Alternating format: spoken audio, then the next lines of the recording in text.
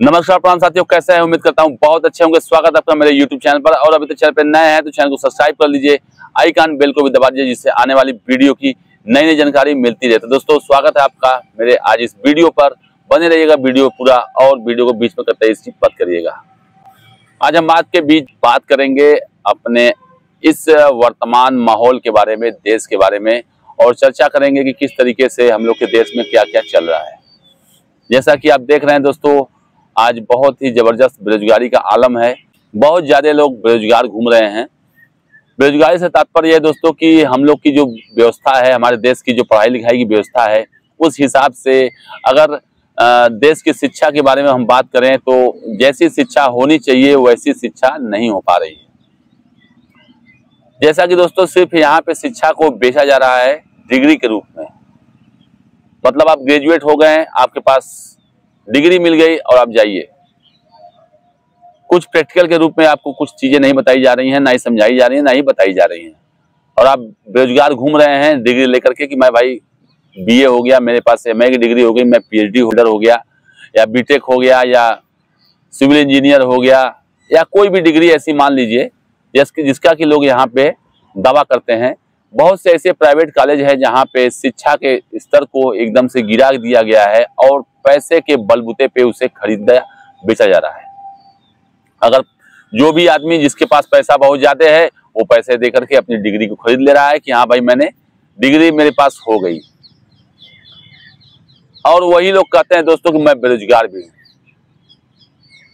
High school किसी तरीके से पास कर लिए, इंटर किसी तरीके से पास कर लिए, और इसके बाद ग्रेजुएट भी किसी तरीके से हो गए, आपको आता कुछ नहीं है और आप कहते हैं कि मैं बेरोजगार हूं। उन्हीं लोगों को सरकारी नौकरी चाहिए होती है, जो लोग पैसे के बलबूते पे नौकरी करना चाहते हैं। और नौकरी क्या करेंगे सोचिए, जिसको कुछ आता नहीं है वो पैसे के बल पे डिग्री खरीद लिया, पैसे के बल पे नौकरी पा गया, तो वो क्या करेगा? उस देश का क्या होगा? दोस्तों, सबसे बड़ी बात यही है कि अगर हमारे देश में शिक्षा के स्तर को अगर ऊंचा करना है, उठाना है, तो प्राइमरी लेवल से सोचना होगा। बच्चों को टेक्निकली बनाना पड़ेगा, प्रैक्टिकली बनाना पड़ेगा, कि जो कुछ आप पढ़ रहे हैं वास्तव में आपको वो आ रहा है या नहीं आ रहा है। सिर्फ रटंतू तोता बने हुए हैं, किताब में पढ़ें और याद किए और रट लिए उसको, और एग्जाम में पास होकर के आप डिग्री होल्डर बन गए। अगर उसी चीज के बारे में आपसे पूछा जाए तो आप कहते हैं कि भाई मुझे तो नहीं आता है। तो ऐसी डिग्री का क्या फायदा है? जैसा कि आप विदेशों में देख रहे हैं, बड़े बड़े यूरोपीय देशों में देख रहे हैं, बच्चों को शिक्षा बहुत ही स्ट्रांग रूप से दी जाती है। उनको प्रैक्टिकली पढ़ाया जाता है, प्रैक्टिकल के रूप में उसको जो भी पढ़ाया उसको कराया जाता है। भाई आज तुमने ये पढ़ा है तो इसको प्रैक्टिकल के रूप में इसको करो, तभी तो उसके मन का विकास होगा, तभी उसका बौद्धिक विकास होगा, तभी वो चीजों को जान पाएगा। अन्यथा सिर्फ डिग्री लेने से क्या फायदा है? लगभग 1.5 अरब जनसंख्या हमारे देश की होने जा रही है, क्योंकि हम शुरू से पाठशालाओं में यही पढ़ते चले आ रहे हैं, क ख ग घ ABCD 1 2 3 4 1 2 3 4 5, और यही पढ़ते पढ़ते हम लोग ग्रेजुएट भी हो जा रहे हैं। तो दोस्तों, जैसे जैसे क्लास का लेवल बढ़ता जाता है उस तरीके से प्रैक्टिकल भी जरूरी हो जाते हैं बच्चों के लिए।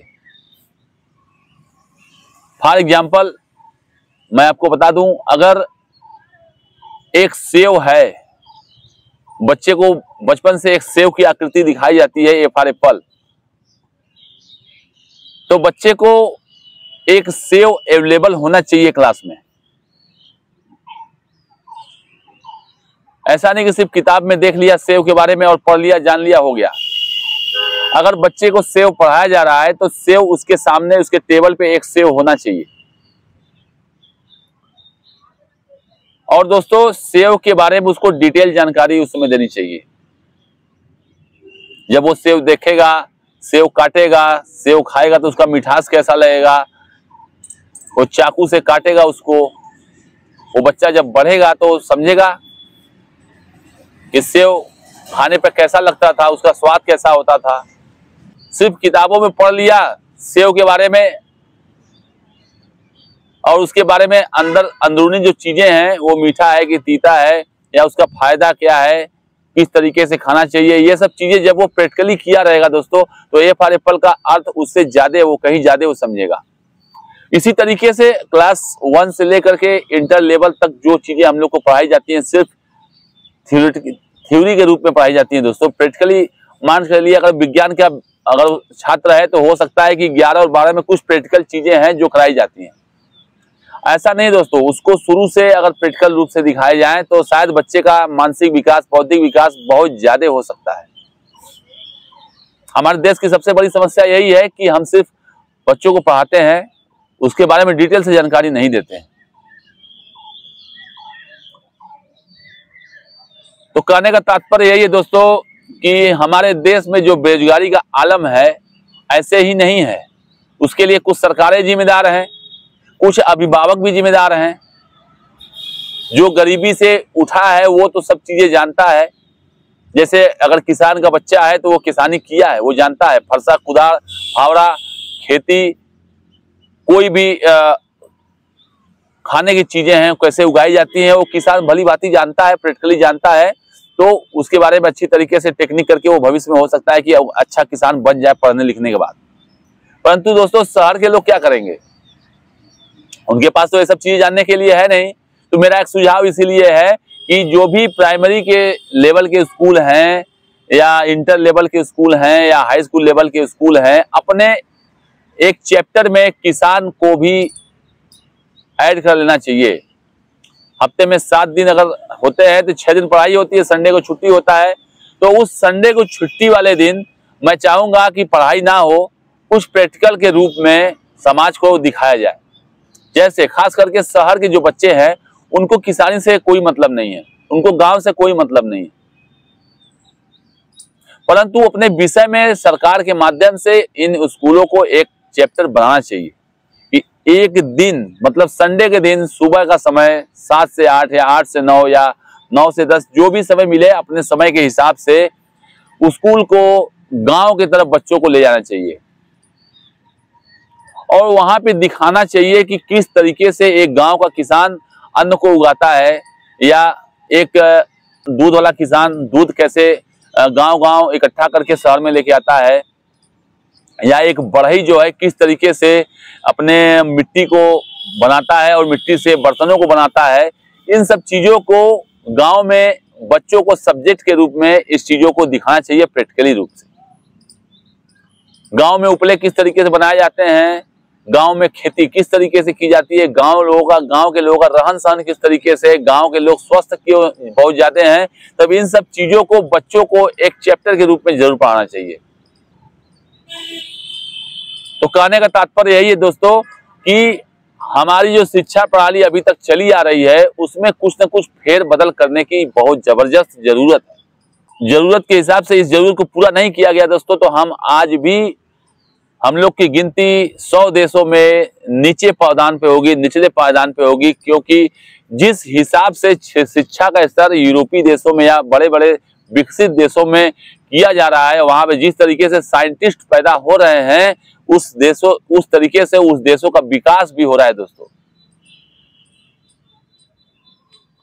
और हम अभी पीछे लटके हुए हैं ABCD 1 2 3 4 में। हमारी न सरकारें सोच रही हैं इस बारे में और ना ही यहाँ की जनता सोच रही है, और हम लोग आश्रित है उन्हीं यूरोपीय देशों पे, क्योंकि उनकी टेक्नोलॉजी इतनी तगड़ी हो चुकी है। वहां पे पर डे नए नए वैज्ञानिक पैदा हो रहे हैं, रोज रिसर्च हो रहा है, कुछ नई नई चीजें निकल के सामने आ रही हैं जिससे वो देश बहुत तेजी से विकसित कर रहा है। खास तौर पे हमारे बगल में ही देख लीजिए चाइना को। चाइना भी लगभग हम ही लोग के समय आजाद हुआ था और आज चाइना हम लोग से 100 साल आगे हो गया है दोस्तों, क्योंकि उनको वहां की सरकारें उस तरीके से सोचती हैं, वहां के लोग उस तरीके से सोचते हैं। जापान को देख लीजिए, 150 साल के आसपास आगे है। तो कहने का तात्पर्य यही है दोस्तों, यहाँ के लोगों को सोचना पड़ेगा, यहाँ की सरकारों को सोचना पड़ेगा, शिक्षा नीति में बदलाव करने पड़ेंगे, अन्यथा बहुत पीछे रह जाएंगे। और इसी तरीके से रोना रोएंगे कि हमारे यहाँ बहुत ज्यादा बेरोजगारी है। बेरोजगारी रहेगी, जाहिर सी बात है। जब आपको कुछ आता जाता नहीं तो बेरोजगार ही ना घूमेंगे। सरकार नौकरी कितना देगी? सरकार के पास वैकेंसी 10 तो है और फॉर्म भरने वाले 10 लाख है, तो नौकरी कहां से आएगी? दोस्तों इस बात को सोचिए, ये बहुत ही जबरदस्त मंथन का विषय है। इस पे चर्चाएं होनी चाहिए, घर घर में चर्चाएं होनी चाहिए। और चुनाव आए तो इस मुद्दे को चुनावी मुद्दा बना करके सरकारें चुननी चाहिए दोस्तों। क्योंकि अगर आप नहीं चेतेंगे तो सरकारों को क्या है, सरकार तो आती रहेंगी जाती रहेंगी। चेतना तो जनता को ही पड़ेगा।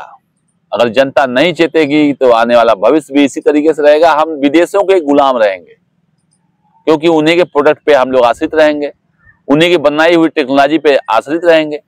हमारे पास कोई टेक्नोलॉजी की चीजें है नहीं। तो अभी भी समय है दोस्तों।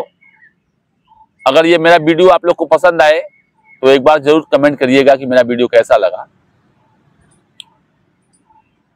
और मैं आपसे एक बार फिर से विनम्र निवेदन करना चाहूंगा इस वीडियो के माध्यम से कि आप लोग भी थोड़ा सा जागरूक होइए, अपने मुद्दों को उठाइए, सरकार से सवाल जवाब करिए, और जब चुनाव आवे तो अपने मुद्दे को बहुत जबरदस्त तरीके से उठाइए कि ये मुद्दा होगा तभी हम आपको वोट देंगे, अन्यथा वोट नहीं देंगे। क्योंकि दोस्तों भविष्य आपका है, आपके बच्चों का है। सरकारें तो 5 साल के लिए आती है और जाती रहती हैं। वो तो जानते हैं कि हमको सिर्फ 5 साल रहना है। मुद्दा आपको उठाना है क्योंकि मुद्दा आपका है, और सरकार को उस मुद्दे को सरकार में रहते हुए नियम कानून बना करके उसको पालन करना होता है। तो अभी भी समय है, जागिए, अन्यथा बहुत देर हो चुकी होगी और हम लोग बहुत पीछे रह जाएंगे। सारे देश बहुत आगे निकल रहे हैं और शिक्षा नीति को बदलने का प्रयास करेंगे तभी आगे बढ़ पाएंगे, अन्यथा बहुत देर हो चुकी होगी। दोस्तों मिलते हैं नेक्स्ट वीडियो में। अपना बहुत ख्याल रखिए। जय हिंद, जय भारत।